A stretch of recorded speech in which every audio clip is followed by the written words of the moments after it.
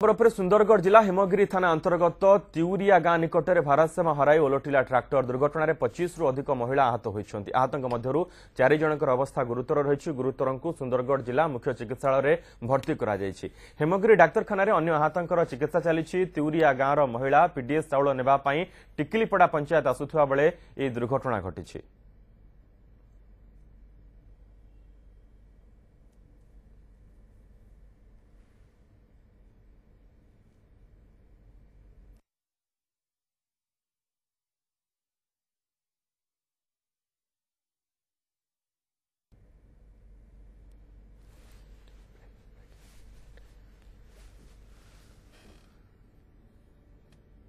Tractor ओलटी 25 रु अधिक आहत होती। आहतों मध्य 4 जनकर अवस्था गुरुतर रही। सुंदरगढ़ जिला तिउरिया गां निकट में यह दुर्घटना घटी।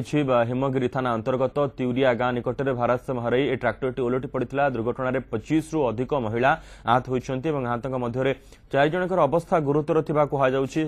चिकित्सा जारी रही। गुरुतर को सुंदरगढ़ जिला मुख्य चिकित्सालय भर्ती कर हिमगिरी डाक्तखाना अन्य आहतों चिकित्सा जारी रही। तिउरिया गांव महिला पीडीएस चाउल नेबाई टिकिलीपड़ा पंचायत आसुवा बेले यह दुर्घटना घटी।